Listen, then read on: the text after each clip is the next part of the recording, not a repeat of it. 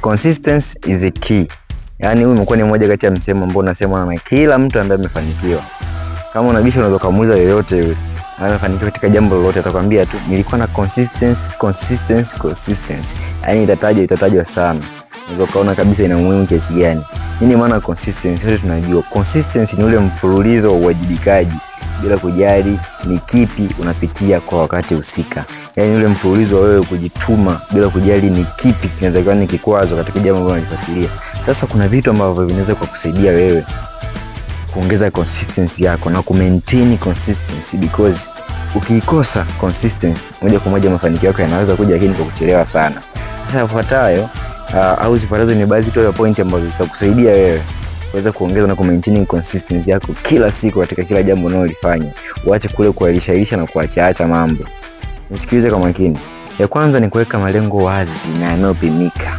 Ili uwe na consistency lazima uwe na malengo ambayo yako wazi na yanapimika. Huwezi ukajimaintain kila siku kufanya jambo kwa ufasaha bila kuwa na mawazo ambayo yako wazi. Lazima kuwe kuna jambo ambalo linakukumbusha kichwani kila siku kwamba inabidi ulitimize, kwamba inabidi ulifanye.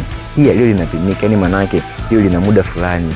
Lazima jambo lilimit katika wakati.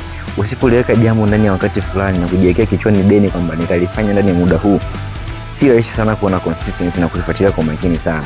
Lakini pointi ya pili ni kwamba inabidi uunde ratiba au mfumo wa kufanya kazi. Ili uwe na consistency lazima uwe na kitu kinachokukumbusha mara kwa mara, na hii inapelekewa au itachangiwa tu na ratiba yako. Lazima kila siku unapoamka, kila siku kabla hujalala, uwe na sehemu moja au nyingine ambayo ni kama vile ratiba yako.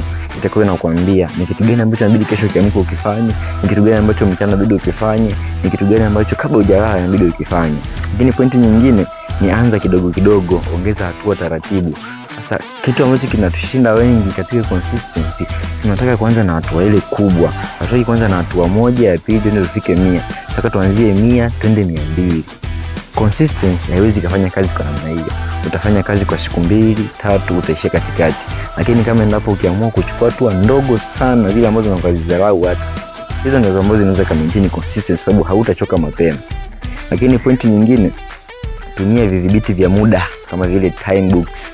Kwa mfano hapo unaweza kutumia njia bora sana ya kuamka mapema sana asubuhi na kuweka mipango yako katika daftari. Inakuwa ni kama vile mdhibiti wa muda wako. Pia uko unatembea na stopwatch mkononi. Kwa hiyo ule udhibiti wa muda itakuwa inakusaidia kukumbusha ni kitu gani unabidi ukifanye kwa wakati husika. Lakini vile vile zingatia nidhamu kuliko motisha peke yake. Kitu kingine ambacho kinatushinda sana hapo kuna consistency, tunakosa nidhamu. Kila kinachotubeba ni motisha. So umeona hapa nimekwambia jambo la consistency. Baada ya hapo ndio kitu umepata motisha kubwa sana kwa na consistency, lakini usiwe na ile nidhamu ya kumaintain kile kitu unachokifanya. Sikiliza, kila jambo unalofanya lina nidhamu nyuma yake ambayo inabidi uifuatilie kwa umakini. Nidhamu hiyo ndio itakayokuwezesha wewe kufikia malengo yako kwa urahisi, kwa sababu bila nidhamu hakuna kinachowezekana. Jaribu kuangalia kitu gani ambacho unakifanya na nidhamu gani inahitaji. Kama ni nidhamu ya muda, kama ni nidhamu ya pesa, lazima uwe nazo ili uweze kufikia malengo yako. Lakini vile vile ni kujitathmini mara kwa mara. Usikubali siku ipite, usikubali siku 2 zipite au 3 hujakaa chini hujafanya tathmini ya lile jambo ambalo unalifanya, hujalipigia mahesabu ni mangapi umeyatimiza, ni mangapi hujayatimiza. Kwa hiyo hayo yote ukiwa unafanya mfululizo, unaweza kufeli leo kafeli kesho. Ile unavyofanya kwa muda wa mwezi mzima, miezi miwili, utaona kuna kitu fulani kimeongezeka katika consistency yako kwako. Lakini jambo lingine na kuondoa vikwazo au vile excuse vidogo ambavyo vinaweza kukupelekea wewe kutokuwa na consistency. Kwa mfano, utumiaji wa simu zetu hizi za mkononi umekuwa ni moja kati ya kitu ambacho kimekuwa ni kikwazo kikubwa sana kutokuwa na consistency. Unakuta umepanga vizuri kufanya jambo lako, lakini unafika wakati notification imeingia, unashindwa kulifanya jambo kwa ufasaha au kuifanya kabisa. Kwa hiyo unabidi umaintain hilo jambo. Vikwazo jaribu kuviepuka pale ambapo uko umepanga kufanya jambo lako. Kama ni airplane mode, kama ni kuweka simu pembeni, kama ni kuacha kabisa kuwasiliana na mtu fulani, lazima uache na ulipe lile jambo nidhamu uweze kulifanya kwa ufasaha. Lakini vile vile pointi ya 8 ni kutafuta mtu wa kuwajibisha.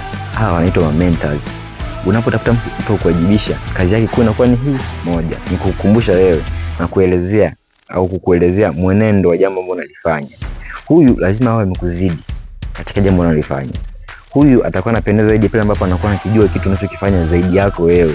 Usitafute mtu ambaye hakijui vizuri kitu ambacho unakifanya. Huyu mtu atakuwa anakukumbusha wewe na kuelekeza nini ufanye kwa wakati husika. Kwa usikubali kufanya kitu bila kuwa na mentor.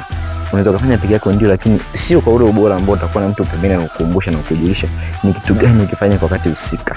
Lakini vile vile pointi ya 9, lipe uzito ahadi zako binafsi. Yani inabidi ulipe uzito vile jambo lako unalofanya. Zile ahadi zako ambazo umejiwekea, zipe uzito, zidi kuziongelea uzito zaidi. Jinsi gani ambavyo unaweza kuziongezea uzito zile ahadi zako? Ni kwa kujipa majukumu kila siku. Yani kila siku utapo leo, unavyozidi kujipa majukumu, unavyozidi kujishughulisha, unavyozidi kukaa chini na kutafakari, ule ndio uzito wenyewe. Unavyozidi kulipa gharama. Kitu ambacho kina pesa wengi hatupendi kulipa gharama katika kufanya jambo. Lakini gharama huwa inapelekea mtu kukumbuka ni kwamba imeshakupotezea kwa muda mrefu, imeshakupotezea fedha zako nyingi, inakupa ule uzito ndani ya moyo kulifanya ile jambo. Huwezi kukubali muda wote umepotea bure, haiwezekani. Kwa hiyo ni vyema kama unalifanya jambo mapema sana, jaribu kulipa gharama kwanza. Gharama hizo zinaweza kuwa ni muda au fedha. Hiyo vitu vinaweza kusaidia kukukumbusha na kutia uzito katika kile jambo, katika kile kitu ambacho unakifanya. Lakini vile vile kitu kingine na cha mwisho sasa, katika maintain consistency, lazima ujipe muda na upumzike. Huwezi kufanya mambo haya yote kama mashine. Automatically mwili wetu ni mashine ndio, lakini huwezi kufanya haya mambo yote kwa consistency bila kupata muda wa kuweza kupoa, kupumzika na kujipa muda wewe mwenyewe kufanya vitu vingine kabisa nje na kazi. Hii itakupa relief, itakupa nguvu ya kupata energy mpya ya kurudi kazini. Jaribu kuangalia jinsi gani unaweza kumaintain consistency yako katika kile unachokifanya. Jaribu haya yote ambayo nimekupa pointi 10 za msingi za kuzingatia. Hapo utaona kama vile matokeo hayatakutokea. Mwenyewe utaona mabadiliko taratibu. Usiwe na haraka, kila kitu kitakuwa sawa. Ciao.